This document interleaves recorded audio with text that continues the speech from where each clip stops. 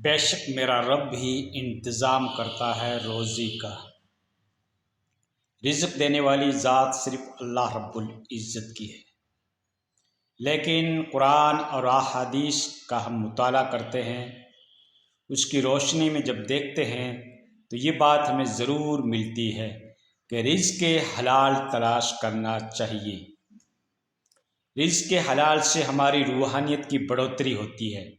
Internal power strong بنتا ہے اور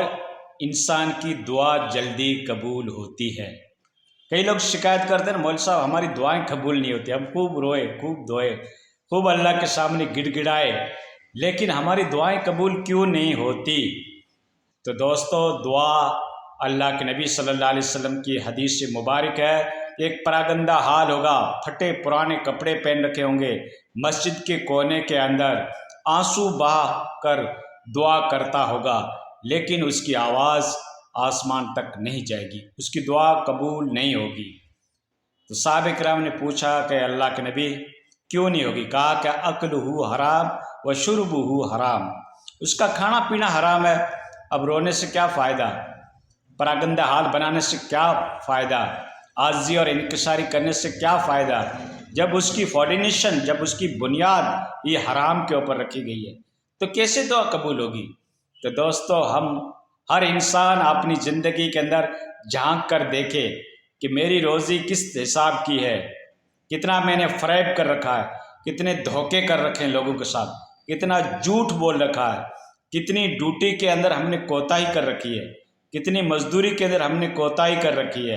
اور کس طریقے کی ہم دکانداری کر رہے ہیں، کس طریقے کے ہم بزنس کر رہے ہیں، اس کے اندر کتنا جھوٹ بولا جا رہا ہے، کس طریقے سے لوگوں کے حق اور حقوق مارے جا رہے ہیں، اور پھر بھی ہم نماز پڑھتے ہیں، پھر بھی ہم اسلامک گیٹ اپ بناتے ہیں،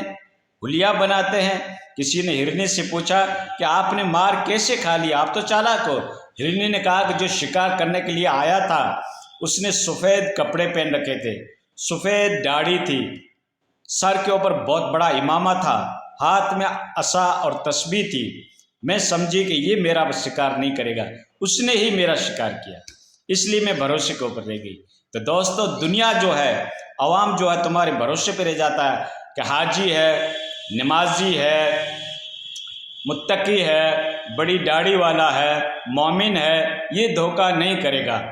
اور اس گیٹ اپ کو بنانے کے بعد پھر آپ لوگوں کو دھوکہ دیتے ہو تو تمہیں ڈبل مار پڑے گی قبر کے اندر، ٹھیک ہے نا؟ ہاں، لوگوں کو چوتیا بنا دیتے، گیٹ اپ بنا کر، حلیہ بنا کر، اور بڑے بڑے شیوخ بن کر، بڑے بڑے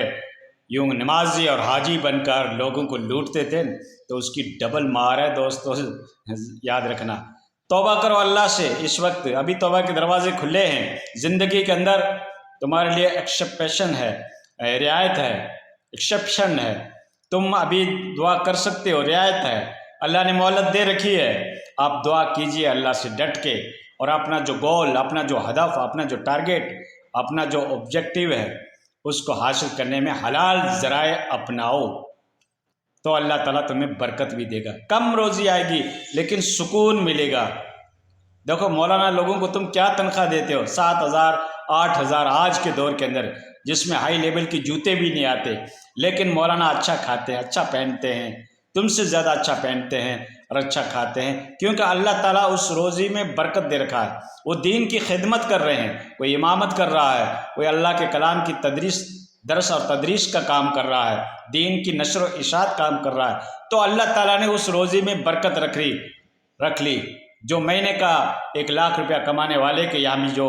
ہائے توبہ رہتی ہے، لیکن مولانا کے یہاں سکون اور شانتی رہتی ہے۔ تو امن اور سکون اللہ تعالیٰ نے رزق حلال کے اندر رکھا، یہ تمہارے سامنے آبزرویشن ہے، تمہارے سامنے سمجھو کہ اس کا ایکسپریمنٹ ہے۔ تو دوستو، اللہ سے ہمیں سے توبہ کرنی چاہیے، رزق حلال تلاش کرنی چاہیے۔ ہاں، بول کے پیسہ لینا یہ گناہ نہیں ہے، چاہے چیز میری گھٹیا ہے لیکن میں اتنے میں دوں گا، تمہیں سوٹ کرے تو لے لو، نہیں تو چھوڑ دو۔ تو اس طریقے کا بول کے ویوہار کرنا یا لین دین کرنا یہاں تک تو جائز ہے، ٹھیک ہے۔ اور پھر جائز کیا ہے، ناجائز کیا ہے، حلال کیا ہے، حرام کیا ہے، یہ علماء کرام سے پوچھ کے آپ چلیں، معاملات کریں، ٹھیک ہے نا۔ بیاج کے بارے میں، انٹرسٹ کے بارے میں کیا مسائل ہیں، زکوٰۃ کے بارے میں کیا مسائل ہیں، عشر کے بارے میں کیا مسائل ہیں، اس طریقے سے جو بھی مال و دولت کے بارے میں جو مسائل ہیں وہ علماء کرام سے، مفتیان کرام سے آپ پوچھ کر اسٹیپ اٹھائیں، تو اس میں اللہ تعالیٰ تمہاری روزی میں برکت رکھے گا، ٹھیک ہے۔ اور ہم اعمال صالحہ تو کرنے کی کوشش کر رہے ہیں، لیکن ہم نے رزق حرام کھا رکھا ہے، پیٹ کو غلاظتوں سے بھر رکھا ہے، تو وہاں پہ نورانیت کیسے آئے گی، روحانیت کیسے آئے گی، اللہ کا لطف اور کرم کیسے ہوگا جب ہمارے دل ہی غلیظ ہے، حرام کا لقمہ ہم نے کھا رکھا ہے۔ تو جب وہ ہماری اولاد بھی جنمے گی تو اس کے اندر بھی حرام انٹر ہو جائے گا، کیونکہ خون تو وہی ہے۔ تو دوستو اس لیے یہ معاملات بڑے گہرے ہیں، ڈیپ جب ہم اس کی لرننگ کرتے ہیں، دیکھتے ہیں، تو یہ معاملے بڑے بڑے مشکلات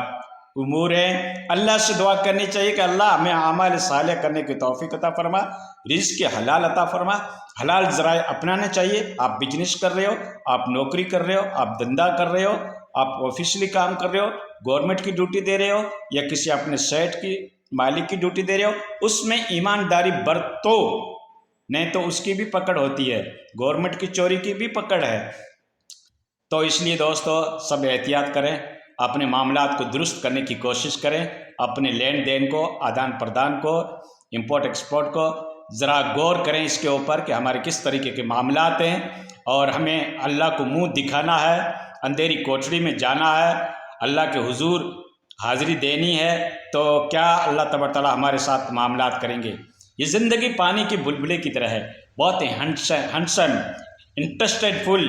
بہت لطیف اور حسین نظر آتی ہے، لیکن پانی کے بلبلے کی طرح ہے، دکھنے میں خوبصورت ہے لیکن کب تک ٹکتا ہے۔ تو دوستو اس طریقے سے یہ زندگی ہے، 60 سال 70 سال 80 سال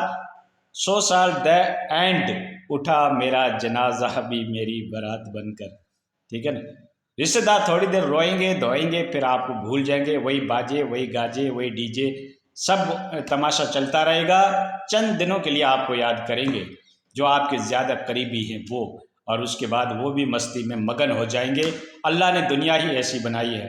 اللہ کے نبی صلی اللہ علیہ وسلم کا ارشاد گرامی ہے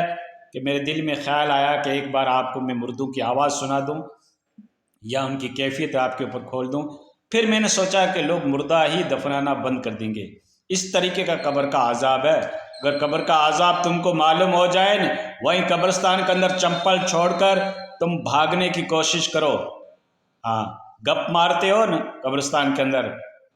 وارتالوپ کرتے ہو نا، ایک دوسرے کو حال حقیقت پوچھتے ہو نا، سگریٹیں جلاتے ہو نا، کہیں کہیں تو سگریٹ جلاتے ہیں قبرستان کے اندر، پیتے رہتے ہیں، گپ مارتے رہتے ہیں۔ ان کو اگر یہ پتہ پڑ جائے کہ میری بازو والی قبر کے اندر کس طریقے کی آگ جل رہی ہے، کس طریقے سے مردے کے اوپر سانپ مسلط کر دیا گیا ہے، کس طریقے سے ایک پسلی دوسری پسلی میں گھس رہی ہے، وہ منظر وہ سین اگر آپ دیکھو تو اپنی چمپل وہاں چھوڑ دو اور تم بھاگ جاؤ۔ لیکن اللہ تعالیٰ نے اس عذاب کو مخفی رکھا ہے جن و انس کے لیے، باقی جانور دوسرے محسوس کرتے ہیں، بلکہ یہاں تک ہم نے علماء کرام سے سنا ہے کہ اگر گھوڑے کا پیشاب نہ چھوٹے تو قبرستان کے پاس باندھ دو تو مارے ڈر کے اس کا پیشاب چھوٹ جائے گا، کیونکہ دوسری چیزیں اس کا آبزرو کرتی ہے عذاب قبر کا، اور انسان کے اوپر مخفی رکھا گیا، نہیں تو مردے ہی نہیں دفناتے، بیچ میں چھوڑ کے بھاگ آتے۔ تو دوستو اس طریقے کے معاملات ہیں اور اخروی معاملات ہیں۔ آپ صرف کھایا پیا، زندگی گزارا، بچے جنما اور واہوائی دنیا میں حاصل کر لی، دولت کو ایویل کر دیا، عزت کو، ڈگنیٹی کو، پاسبلٹی کو ایویل کر دیا، صرف اس کا نام زندگی نہیں ہے دوستو۔ ایسے تو جانور بھی بچے پیدا کرتے ہیں، جانور بھی اپنا پیٹ بھر لیتے ہیں، انسان کو اللہ نے اشرف المخلوقات بنایا ہے، بڑا سینسیبل دیا، بڑا دماغ دیا، بڑا ادراک دیا ہے، اور انسان کو کس لیے پیدا کیا؟ اللہ نے کہا میں میری بندگی کے لیے پیدا کیا ہے۔ اللہ کی بندگی کو تو ہم چھوڑ دیتے ہیں اور لوگوں کی ہم بندگی کر رہے ہیں، ان کے سامنے جھک رہے ہیں، کہاں تک انصاف ہوگا دوستو؟ اللہ تعالی ہمیں اعمال صالح کرنے کی توفیق عطا فرمائے۔